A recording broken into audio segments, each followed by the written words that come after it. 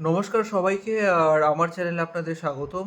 আজকে আবার share market analysis সম্পর্কে ডিসকাশন করব এবং আ দেখব যে রিটেল ইনভেস্টররা কী ভুল করে থাকে এবং এই সমস্ত ভুল থেকে আমাদের কী শিক্ষা নেওয়া উচিত, এই সমস্ত বিষয়গুলি নিয়ে আমরা চর্চা করব।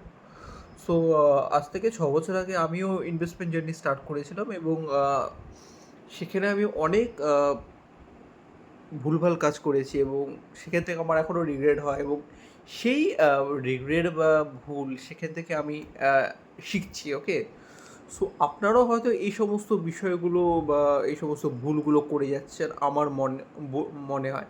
সো ম্যাক্সিমাম রিটেলারদের অসুবিধাটা কোথায় হয়, তারা কি করে, তারা বিজনেসটাকে দেখে না। সো একটা শেয়ার মার্কেটে যখন আপনি ইনভেস্ট করবেন, বিজনেস ইজ মাস্ট। সো বিজনেসে আপনাকে ইনভেস্ট করতে হবে, স্টক প্রাইসে না। ওকে, আপনারা হয়তো এমন করে দেখছেন যে স্টক প্রাইসে আরে এই কোম্পানি তো 1 মাসে বা 2 মাসের মধ্যে 100% চলে গেলো, 200% চলে গেলো, আচ্ছা এই কোম্পানিটা খুব ভালো হবে। সো এমন করতে গিয়ে কী হয়, আপনি একটা কোম্পানিকে খুবই হাই ভ্যালুয়েশন বা একটা টপ লেভেলে বাই করছেন। সো তারপরে হঠাৎ করে কী হলো, স্টক প্রাইস পড়ে গেল এবং আপনার যে 10,000, 20,000, 1,00,000 যাই বলুন, সমস্ত ফেঁসে গেল।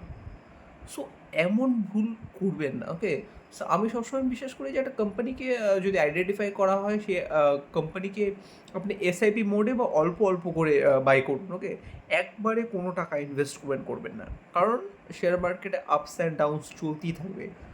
তো আপনি যদি এসআইপি মোডে ইনভেস্ট করেন তাহলে কী হবে, আপনি মানে যখন খুবই একটা হাই প্রাইস চলছে তখনও বাই করতে পারবেন এবং যখন ডিপস আসবে তখনও বাই করতে পারবেন। সো এতে কী হবে, একটা কোম্পানিতে আপনি অ্যাভারেজ করতে পারবেন।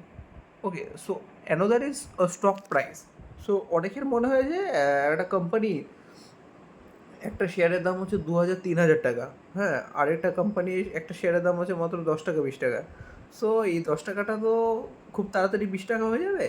আর অন্যদিকে যে 2,000 টাকার শেয়ার, ওটা কবে 4,000 হবে কে জানে। সো এর থেকে ভালো হয় আমি ওই 20 টাকার শেয়ারটাই নেব। সো এমন বলে কোনো কিছু হয় না। ওকে, কারণ স্টক প্রাইস যে হয় সেটা তার পার্সেন্টেজ অনুযায়ী মুভ করে।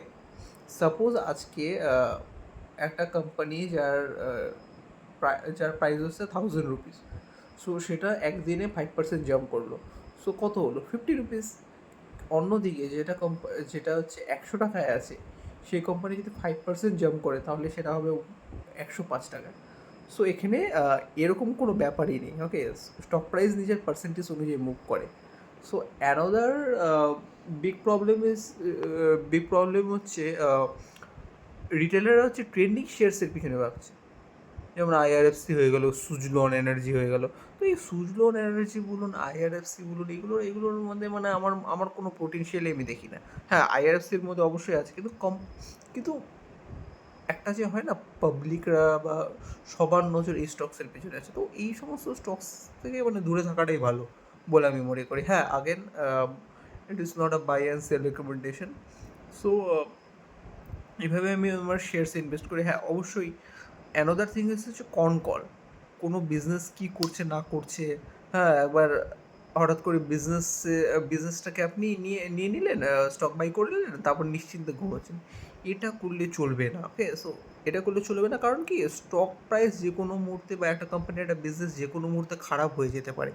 সো আপনাকে অবশ্যই চোখ কান খোলা রাখতে হবে আপনার কোম্পানির যে রেগুলার কলস শেয়ার করছে বা নিউজ চ্যানেলে দেখবেন ম্যানেজমেন্ট ইন্টারভিউ দিচ্ছে।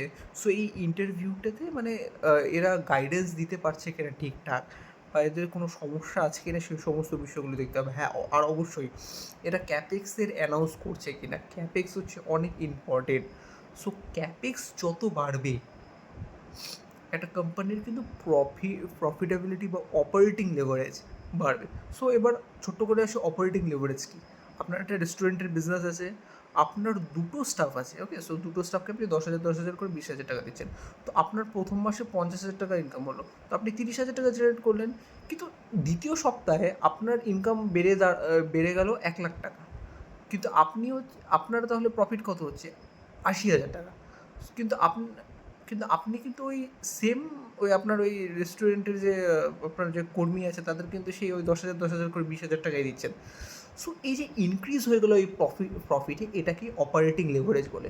সো অবশ্যই দেখবে যে একটা কোম্পানির সেলস ডিসকাস করছিলাম অপারেটিং লেভারেজ নিয়ে। হ্যাঁ, অবশ্যই একটা কোম্পানিতে যখনই বিজনেসটা দেখবেন, অবশ্যই এটা দেখবেন যে কোম্পানিতে মানে প্রফিট গ্রোথের মানে সেলস গ্রোথের পাশাপাশি প্রফিট তার তুলনায় বেশি গ্রো করছে কিনা। সাপোজ আপনার সেলস গ্রোথ হলো 10%, প্রফিট গ্রোথকে তার 10%-এর বেশি হলে পরে সেই কোম্পানিটা একটা মানে খুব ভালো কোম্পানি বলে আমি মনে করি।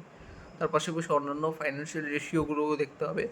আর অনেক রকম বিজনেস আছে। আর হ্যাঁ, অবশ্যই pump and dump scheme. So রিটেলাররা এই পাম্প অ্যান্ড ডাম্প স্কিমে খুব ফেঁসে যাচ্ছে। কি হচ্ছে কি, বর্তমানে এই যে ইনস্টাগ্রামে যে ইনফ্লুয়েন্সাররা, এরা এসে খুব উল্টোপাল্টা ভিডিও বানাচ্ছে। একটা যে কোনো একটা পেনি শেয়ার্স ওদেরকে দেখিয়ে বলছে যে এই কোম্পানিতে এত ভালো ভালো অর্ডার আসছে, এই কোম্পানি যে কোনো মুহূর্তে 10 টাকা আছে, 10 টাকা থেকে 200% যেতে পারে বা 200 টাকা হয়ে যেতে পারে। সো এতে কী হচ্ছে, রিটেলাররা খুব অ্যাট্রাকটিভ হয়ে এই কোম্পানিগুলোকে এরা মানে বাই করছে। সো কী হয়, এই ছোটো কোম্পানি, এই ছোটো যে যাদের 1 থেকে 2 করোড় বা 5 করোড় টাকা মার্কেট ক্যাপ হয়, সেই সব কোম্পানিতে যদি আপনি অল্প বাইংও করেন বা এই রিটেলারগুলো যদি বাই করে, তাহলে কী হয় কি, মানে মানে একটু বাইংয়ের জন্য এদের কোম্পানির শেয়ার্সগুলো যে 10 টাকা থেকে একবারে 50-100 টাকায় হয়ে যায়। তো এখানে অপারেটররা কী করে, অপারেটররা এই সময়ে যখনই একটা কোম্পানি 10 টাকায় ছিল তখনই ওরা আগের থেকে কিনে রাখে, এবং যখনই এই যে এই 100 টাকায় চলে যায়, তখনই তারা সেই শেয়ার্সগুলোকে মানে সেল করে দেয়। আর রিটেল ইনভেস্টাররা এখানেই ফেসে যায়।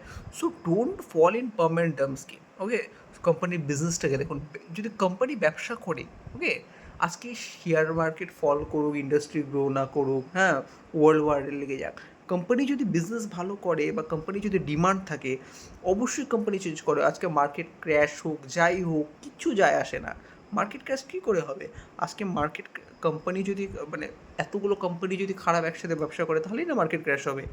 সো হ্যাঁ, অবশ্যই এই জিনিসগুলোকে লক্ষ্য রাখবেন। ওকে, আর অবশ্যই আমার চ্যানেলটিকে সাবস্ক্রাইব করে দিন। আর এমন পাশাপাশি একদম অরিজিনাল কন্টেন্ট পাওয়ার জন্য অবশ্যই আমাকে ফলো করুন।